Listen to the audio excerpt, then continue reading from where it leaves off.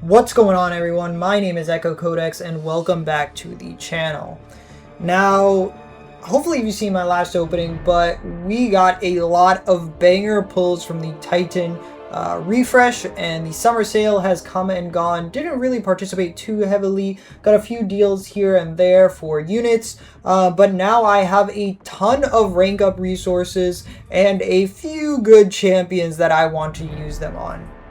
So starting off in the Mystic class. Now, this class is already so stacked, right? We already got our Kushala at rank 5, we got our Kindred, our Nico, our Pav. But one champion that I've just been falling in love with has been Madeline Pryor, and we're going to take her up all the way to rank 4 here. We're not going to use the gem just yet. I have this all planned out, so we're going to be very efficient with our resources here. But Madeline is a very, very interesting one. She has a lot of these really strong elements from Jean Grey, like the force field and such.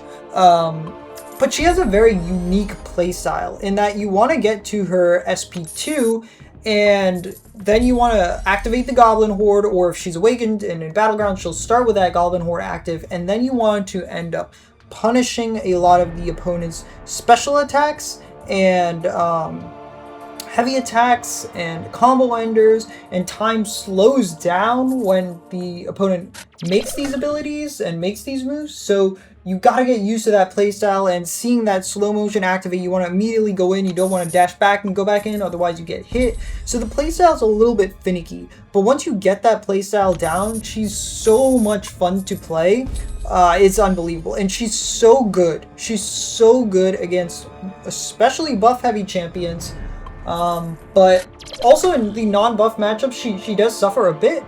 However, I find her like super good even in those matches, and I just really enjoy playing her. I like her backstory, I like her as a character in the Marvel Comics, so I'm taking her all the way up to rank 4. She is unawakened though, and I do have a awakening gem for her, or a generic. But I'm gonna hold off a little bit. I'm close to getting another 7-star awakening gem with the shards, hopefully from the Towers event. I should be getting that. So we're gonna see if we get a Mystic awakening gem there, and if we do, then that's going straight up to Madeline. Now for our next champion here, we're going to be skipping over to the tech class, to a champion that I've just been in love with lately, and that is Ruby Thursday. She's been taking over the contest fully. We're going to be taking her all the way up to rank 4. I was really debating taking her up to rank 5 too, because I think people are sleeping on her so heavily on offense. People know she's a great defender, you know, she has a lot of those auto block threats, she puts a lot of the disintegrations on, a lot of unavoidable damage, but I think she does such a great job on offense if you can get that loop right and you can prolong your organic circuitry. Even at rank 1, she was doing insane levels of damage. And we're going to be testing out a lot of these new champions in Realm of Legends here once we're done. But I think Ruby is a top tier champion, especially on offense. She can do some great things. I think she's just a better version of Fam and Penny Parker, to be honest. And if I was able to get her ascended before 2027, ooh, she would be on fire. She'd be straight up to rank 5 for me. But unfortunately, we didn't get her ascended, so she's just going to be staying at rank 4, possibly rank 5 in the future. But I want to test her out a little bit, see where she goes.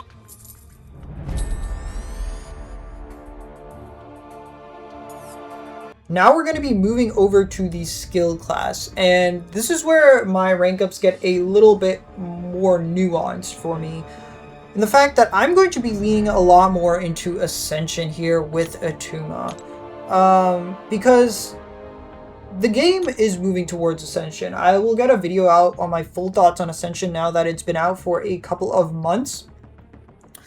But Ascension is the way forward, whether we like it or not. Champions that are unascended are going to be, it's going to be very hard for them to compete unless they're at the highest rank levels like rank 5. So I'm going to be trying to lean into Ascension a bit more, even if they're champions that, you know, I don't particularly enjoy the most, like Attuma. I think he's good, I think he's fun on offense, and he's a great defender, but he's not my favorite skill champion out there. If he wasn't ascended, I don't know that I would be taking him up.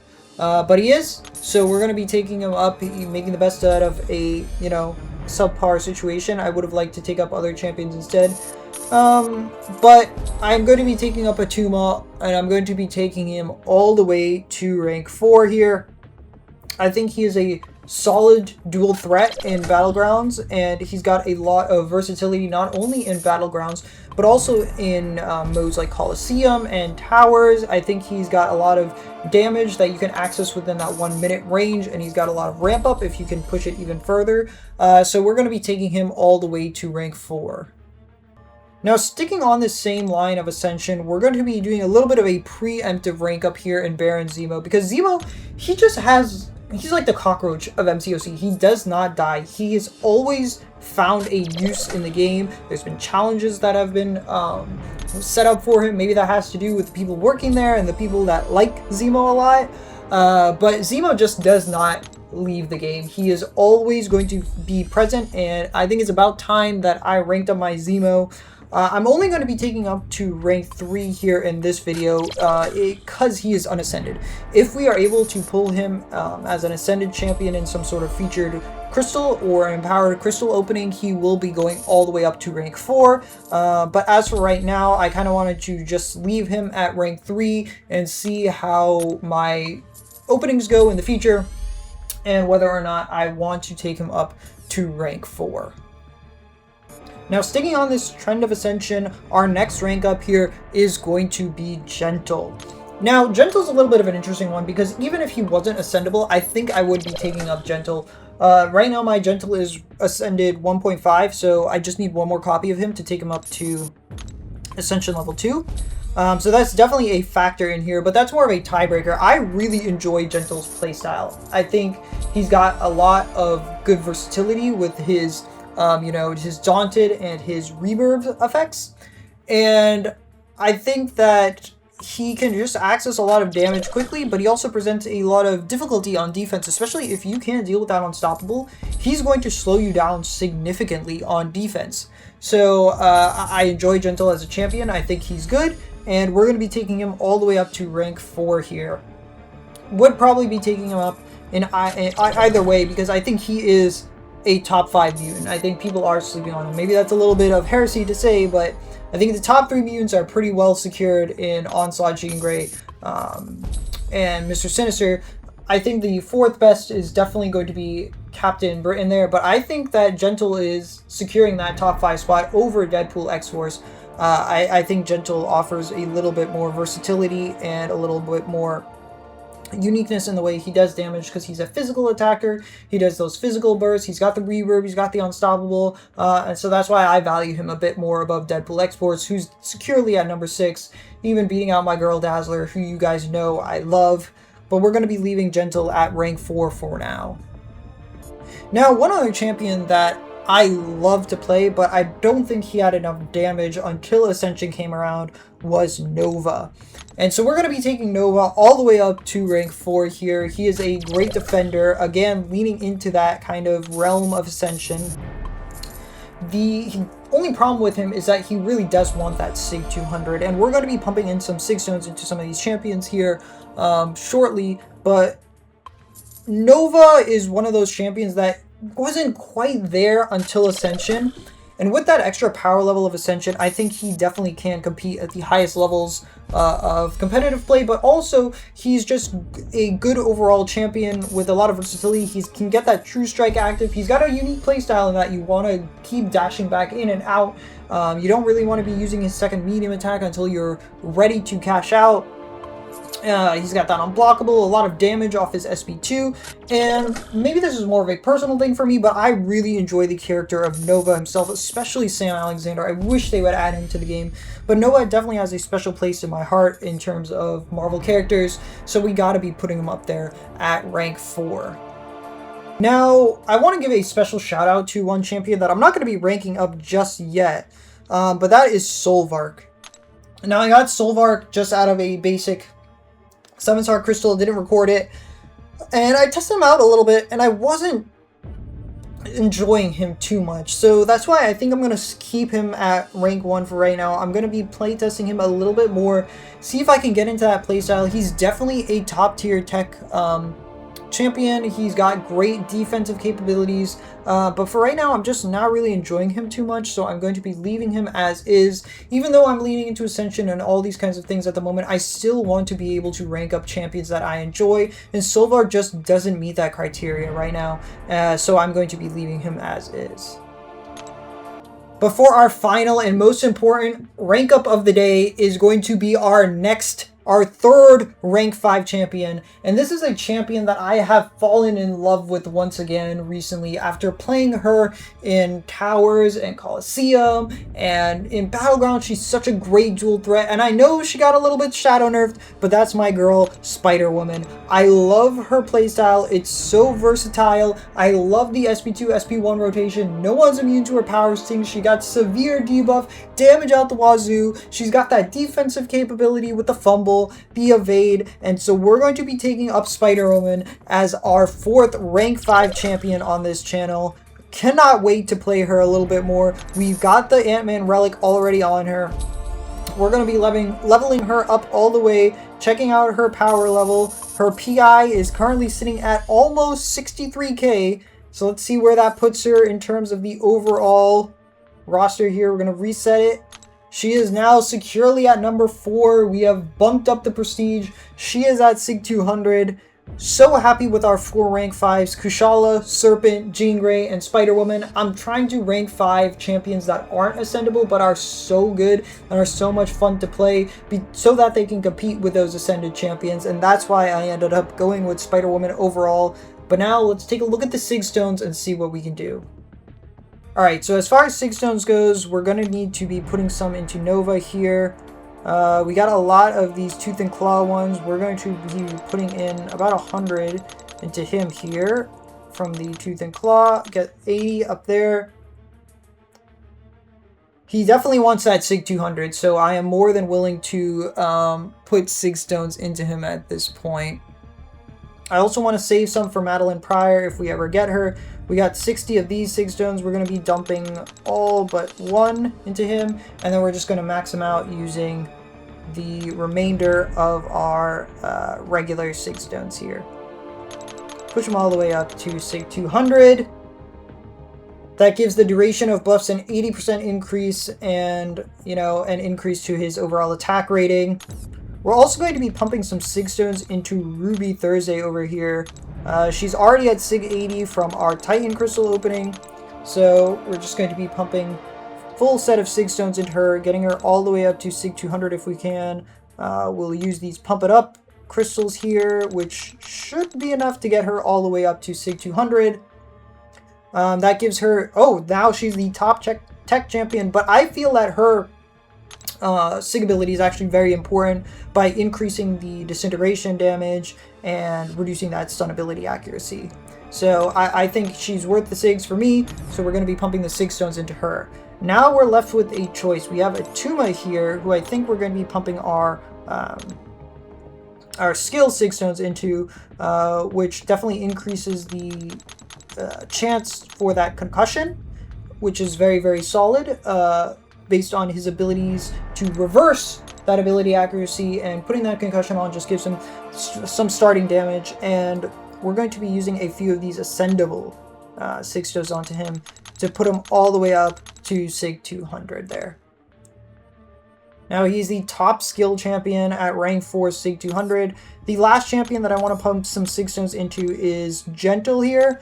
We're going to be using 50 Sig Stones to get him up to 150 here, and then we're going to be supplementing the rest with some regular generic Sig Stones, and we're going to be saving the rest there for Madeline Pryor when we do get her awakened. I think her base awakened ability is kind of all she really needs. Let's just go ahead and take a look at her Sig ability, because it gives her that ability to start off with the Goblin Horde, which is really all she needs. She doesn't need that full Sig 200. The Uncanny passive is nice, but I think at a low Sig level even, Madeline is going to be doing just fine.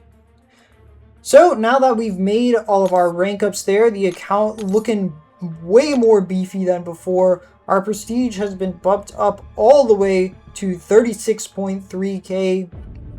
We've completely redone the top of our profile, And let's just go into Realm of Legends and take out these new champions for a spin. Okay, so we are finally back in Realm of Legends with our 5 brand new rank 4 champions to test. Now I know Realm of Legends isn't the most exhilarating testing ground, but it gives a good place to test out some of these champions and their basic rotations. So we're going to be starting off with Gentle here, and your goal with Gentle is basically to build up your muscle mass and then throw off a massive SP2 when you're unstoppable. And you pause your muscle mass if you start your combo on a non-stunned opponent, so basically punish special attacks or intercepting, and if you finish out the full 5-hit combo, you pause it for an extra 4 seconds. And you get that unstoppable every 15 hits on your combo meter. So you don't want to lose your combo meter if possible there. Now he also has a Pursuit, which is a very strong piece of utility. However, you only get that on, well, okay, every single one of those crits, that was like a 250k special attack. And, wow, okay, I'm just kind of lost for words here. That was a great fight by Gentle there. But he also does have this Pursuit passive that you can gain if you're getting immunities activated, like on your bleed effects. And he does have that Reinforced passive if he gets some critical hits landed against him in a fast succession. Those are more defensive abilities, though, to be honest. But you can use that Pursuit offensively, especially against Bullseye. Now this is a fight I'm very excited for. We're going to be using our Madeline Pryor here against Captain Marvel. And this playstyle of Madeline is very unique. Again, you want to activate that Goblin Horde and then punish a bunch of special attacks and heavies. So we are going to just rush up to our SP2. You know, power gain maxing there. Our force field takes a lot of the damage there. 100% if we're blocking, 50% if we take the hits to the face. We're just going to rush up to our SP2, and generally I like to have our opponents in corner when you activate the SP2. It's a lot easier to punish their heavy attacks, and we want to just be using our degens. You'll see here she goes for the heavy attack, time slows down, she goes for the heavy attack, time slows down, and as time slows down you want to instantly go in. You can also punish their special attacks to gain those degens. Put another degen on. And you can see we're just doing a ton of damage to her based on those degen effects. This is especially good in buff heavy matchups, but that Captain Marvel just got incinerated, or should I say degenerated, by Madeline there in about 50 seconds. So she definitely works a lot better in buff heavy matchups, but even in that matchup she did a very strong performance there from Madeline. Okay, just quickly skipped over the Juggernaut fight there. That Unstoppable is a little annoying, and we don't have many tools to deal with it. But let's go in to the Rhino fight with Attuma here. And with Attuma, you just want to build up your hydration stacks and then let off a massive SP2. That reverb damage is really going to start to ramp up once you get your hydration stacks up. So let's just rush up to right below 2 bars of power, toss off our SP1. Gain 6 stacks of hydration there. Beat out the SP2 from Rhino. Get 1 more SP1 in. Up to 11 stacks. We're now getting those crit passives on us, and he's already down to 50% health. I don't even think we need to go for the full 20 stacks of hydration. We're just going to go for an SP2 here. And now it's 17 stacks of hydration. We got those cruelties and crits ramping up. And, you know, Attuma didn't even get into his main rotation. We didn't even get to 20 stacks. That was only 9 stacks when we threw off the SP2 of hydration. And that was a 50-second fight on Rhino there. Really impressed with Attuma and his numbers there. Now this is one of my favorite fights that we're going to be doing all day, and that's with Ruby Thursday. Now with Ruby Thursday, she has a very simple rotation. SP1, SP2, wait as long as possible for that organic circuitry to stay active. You can do that by hitting into the block. We'll pause it once during each organic circuitry, so we're going to try and get that pause off as soon as we get our circuitry active. Gonna go for our SP1 here, get our organic circuitry active. We are SP2 locked. In fact, now they are SP2 locked. We have that auto block active. We're just going to activate the auto block, We're going to pause our organic circuitry, and our SP2 damage is going to be increased based on how long we've had this paused for. So we're going to rush up to our SP2, pause during strikers again. And we are passively unblockable when we launch that SP2, so a huge chunk of damage. That's going to be able to kill most of your opponents in Battleground, that SP1, SP2 rotation. Now finally for our rank 4s, we're going to be taking out Nova. And now Nova also has a very unique playstyle in that you want to be dashing back and dashing in with him, building up his Nova Force charges, and then launching a massive SP2. You really don't want to be going for that second medium unless you are ready to cash out. But I generally like to build up to 100 Nova Force charges if I can, and then go for an SP2. Did activate the auto block there, another great feature of Nova. Activate the unblockable and then go for a massive SP2 into vision there. Use the second medium attack as a cash out, and we can just end the fight here with another quick combo. And yeah, that is the vision fight done in just about 37 seconds. So one of our faster fights today. I really enjoy all of these rank 4s, but now for the creme de la creme, we're going to be taking out our new rank 5 Spider-Woman into the Winter Soldier fight. The most basic fight on the planet, but we gotta test her out. Take out our boy Gentle there. Put in Spider-Woman, and let's just go for a quick Winter Soldier fight here. Now, we have class disadvantage here, but our debuffs are severe. Even if he was shrugging, it wouldn't matter. We're just going to go for one SP2 into SP1. That might even be overkill, to be honest. We might not even need that much based on how much damage we're going to be doing with these power stings. But I just want to see if we can just one-shot him with one set of power stings here. So,